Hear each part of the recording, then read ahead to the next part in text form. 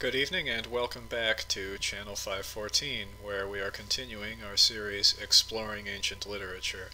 And this time around, we're going to discuss Homer as we begin our exploration of Greek literature. So, Homer being the first big thing in Greek literature, that's where we'll start. And of course, I don't mean Homer Simpson or Winslow Homer or Homer Glen, Illinois. I mean the poet Homer, the semi-legendary figure to whom the Greeks attributed the Iliad and the Odyssey. So I may or may not get around to discussing and describing the plot and the significance of the Iliad in this video, but I think I'm going to take my time with these, and it will take some minutes at least to introduce the topic, and however many videos it takes to do this, I'll cut each one off at 20 minutes. So anyway, we're going to discuss Homer. So what should we say about Homer to introduce him or it before we begin discussing the Iliad? Well,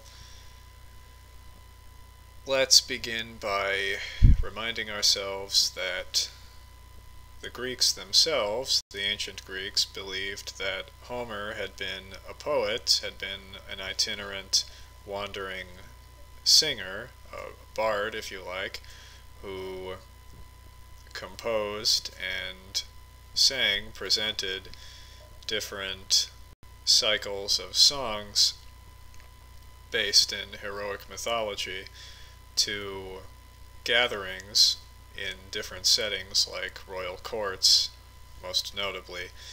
And it's believed that one of the reasons why this tradition, or why, I should say, the tradition developed that Homer had been blind and perhaps lame, was that in the Odyssey there is a character who appears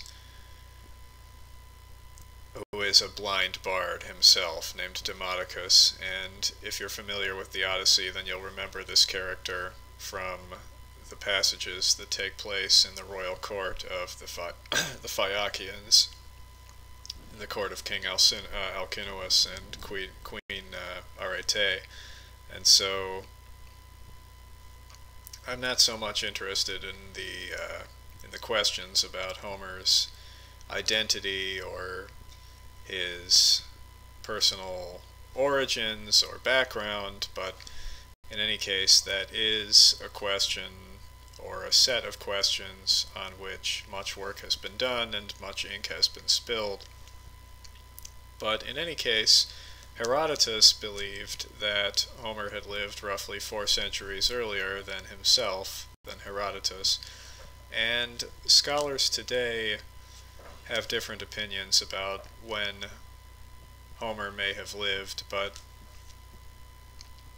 the most prevalent idea of this is that he lived, or that at least that the Iliad and Odyssey were composed, orally of course, in the 8th century BC, or perhaps the early 7th, and some want to place it earlier than that, but I think myself that it's perhaps not going to make a terrible lot of difference anyway if you push it back a little, but the 8th century BC is fine with me, sometime either early or in the middle or even in the latter parts of that century. So in any case, it's also not known where Homer would have lived, although there were many places in the Greek world that claimed to be his birthplace or his hometown, so to speak. But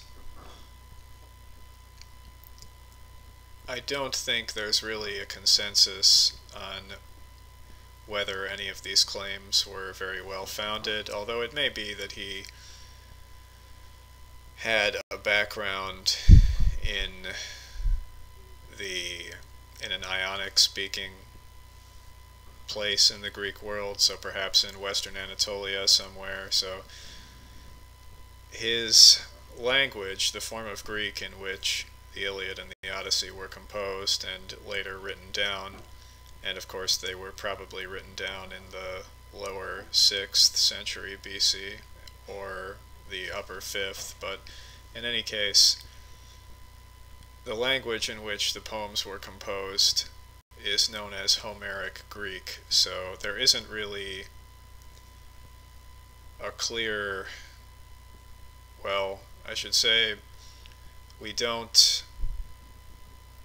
call it Homeric Greek because it's not clearly identifiable with one of the actual Greek dialects that were well attested in the Greek world, like Doric or Ionic or Iolic or Attic, etc. But so it's known as Homeric Greek, but it's supposedly close to Ionic, so I've only ever taken 2 years of Greek myself. I have a smattering of Greek, but not Homeric Greek, and so from what I understand anyway, it's closest to Ionic out of all the Greek dialects. But anyway, what more shall we say? So the theory, of course, that Homer had been, or the tradition that he had been an itinerant bard,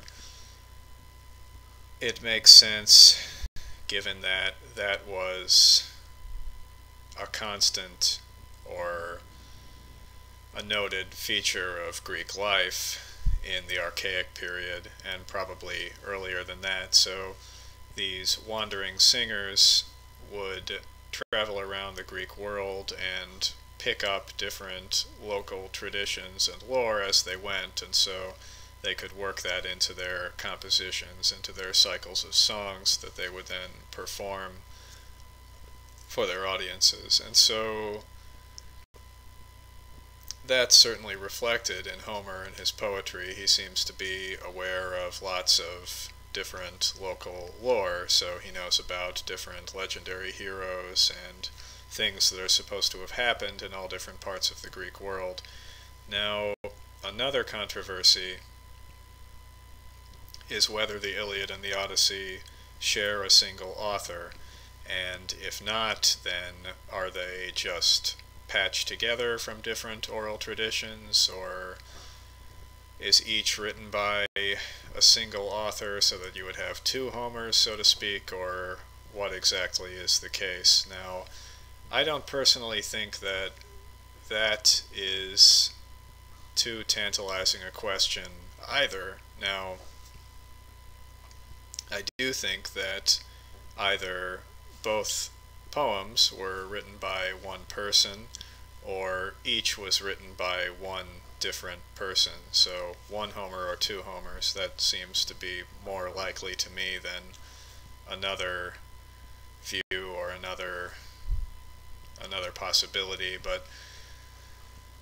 But the reason I say that is that each one seems to be pretty coherent in its ideas. It seems to be pretty consistent in its views and its values and its preoccupations and its mores, etc. It's not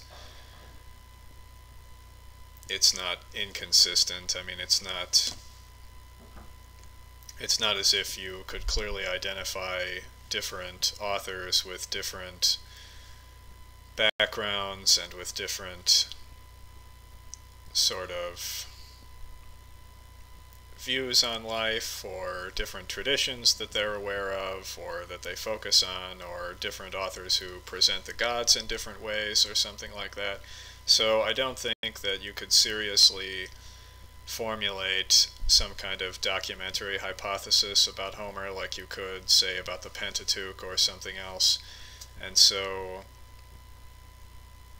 that's why I think there are either 1 or 2 Homers. So the poems also, I think, they tend to have a consistent drive. They have this narrative drive and flow to them, and so the story seems to move along in a natural way and with a plan in mind. And so I think they're sort of, as I said in the previous video, sort of virtuoso performances that of course are based on older oral material and all kinds of varying traditions and lore from around the Greek world. So that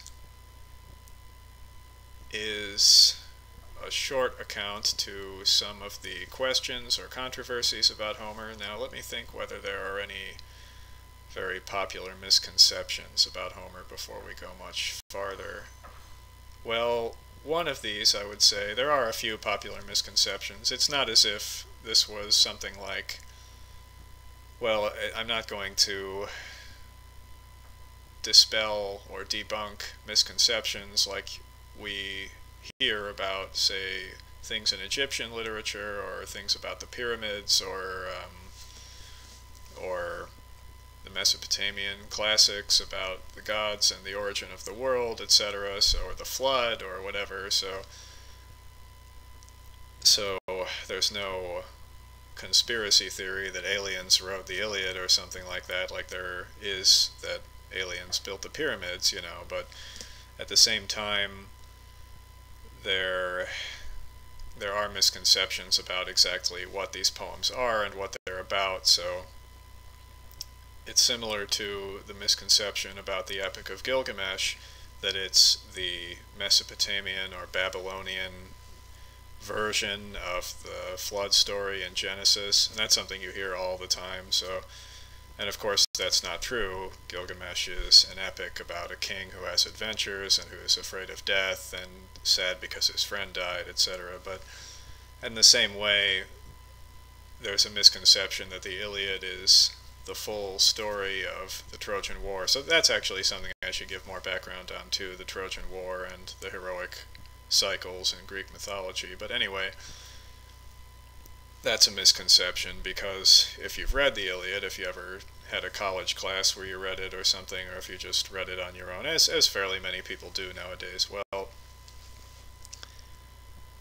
then you would know it actually, the story of it, the plot, it all takes place in a relatively short time, only over a few weeks, really, during the final year of the Trojan War, which the Greeks believed to have lasted for 10 years. And so you don't get this whole myth cycle in there. You get a story about certain characters doing certain things and having certain problems, So the Iliad, of course, is about the wrath of Achilles, So this character Achilles is the Greeks' greatest champion, and he has problems with the high king, so to speak, or the chieftain, or the king who is in charge of all the other Greek chieftains and princes and kings, Agamemnon, and so eventually they work out their problems, and Achilles also has a score that he wants to settle with the foremost of the princes of Troy, and eventually he kills him and outrages the man's corpse, and eventually he is prevailed upon to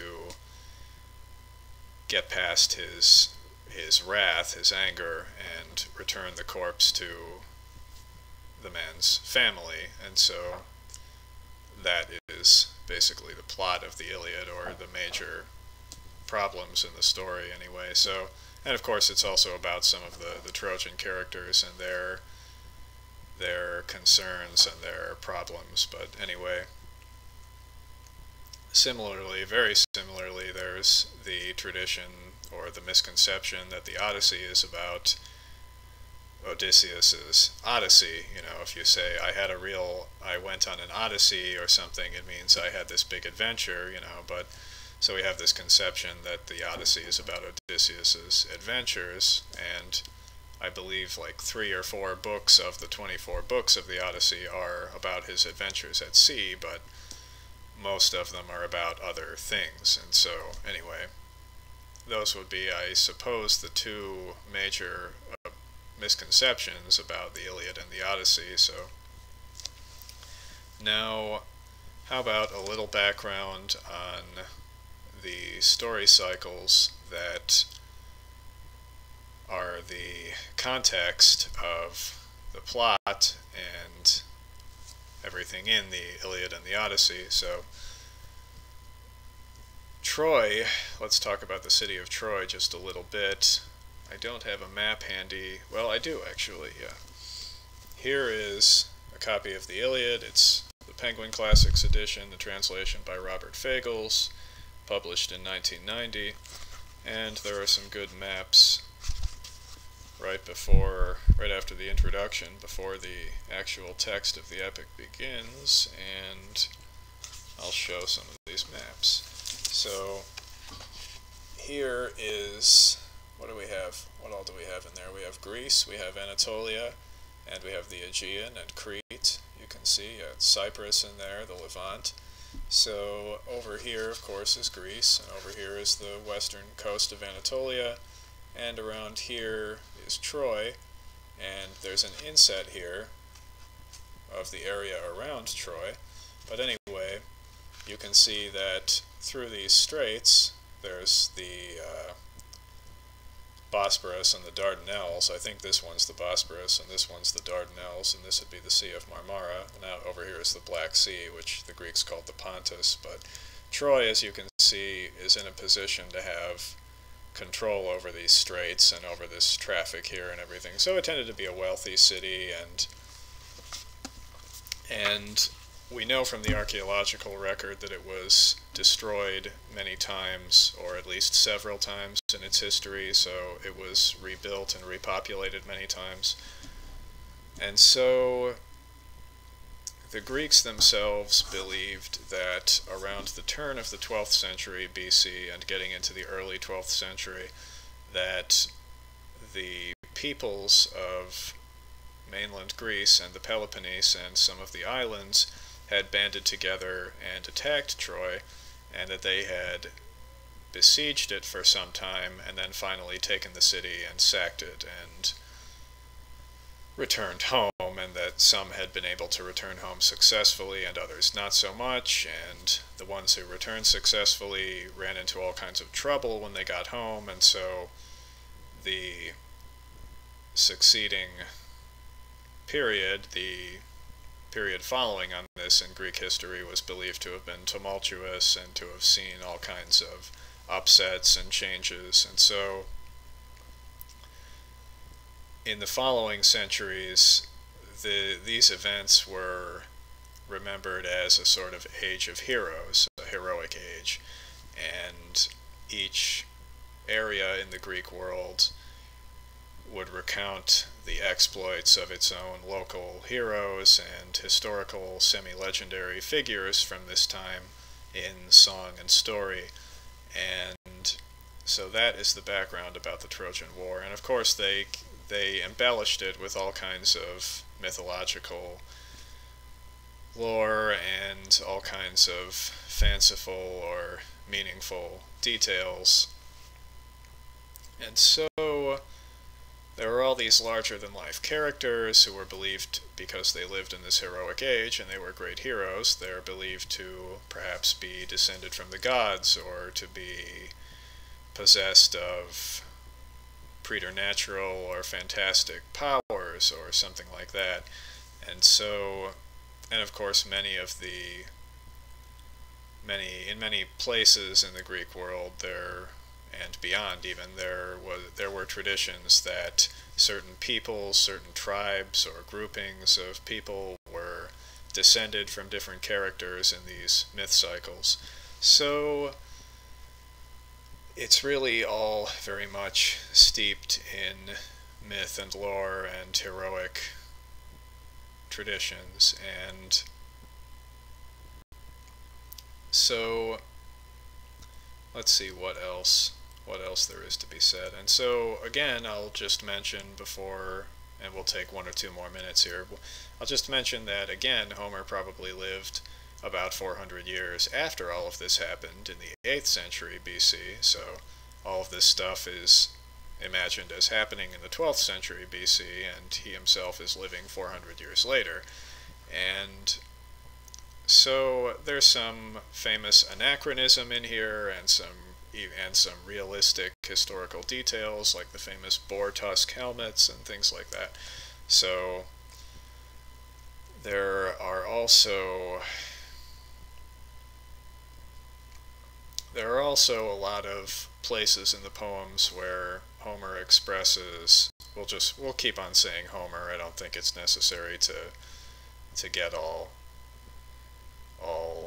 theoretical about Homer and who and what he or she or whatever is supposed to be, but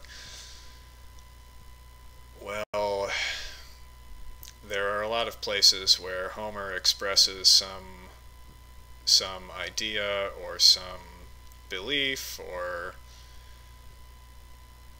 conception or preoccupation or anyway some idea about the right way of things, the proper order of things. So you find a lot about kings and their duties and their role in society, or the duties of the king's retainers, and how things should function in a village or in a community or among people who are at war, or in people traveling by ship or something like that. So, or how a guest and a host should relate to each other, and so there's a lot of that in there. Now, on that note, before I stop this, I'll just introduce this book that I admire on the world in which Homer will have lived, and it's called, let me hold that up there, Daily Life in the Time of Homer. The author is Amile Miro, and this edition, I believe, is from 1960, published by the Macmillan Company in 1960, and by George Allen and Unwin Limited in 1959, and of course it's translated from the French, and so the translator is an Iris Sells, S-E-L-L-S, but anyway, there are lots of chapters in here, 12 chapters, in which the world of Homer and the values of Homer are described in detail using the current archaeological and literary and scholarly information of the time. And while of course that this is getting on 55 years old, I don't think I would really call it out of date or painfully dated or anything like that. I think this is still a pretty solid resource, and so if anyone wants to look this up on Amazon, I didn't before I made this video, maybe it's no longer available, but if at all possible, I would recommend it to anyone to whom it's available. But anyway, I'll show the table of contents here, so you see, let me get so I can see that also. The background and setting, the manor house, the life of the nobleman, the life of a nobleman, the religious and, what does that say, intellectual professions, peasants and soldiers, the lower classes and the cultivation of the land, blood vengeance and the family, Homer's women, popular festivals, funeral rites, public games, wanderers and expatriates. So you see it really talks about many, many different aspects of, as the title has it, daily life in the time of Homer. So, of course, that's not the only resource that would be worth your while, but that's one that I myself admire. So that will be enough, I think, for this video introducing Homer. And so next time I sit down to do this, we will get right into the Iliad, and we'll go through it book by book from books, well, however far we get in roughly 20 to 25 minutes, so maybe up to book 4 or whatever, but we'll make as many videos about this as necessary because I've been looking forward to doing this, and I'd like to do it as well as possible with little to no preparation. So thanks for keeping up with us, thanks for watching this, and join us next time, and we will be seeing you soon, so thanks again.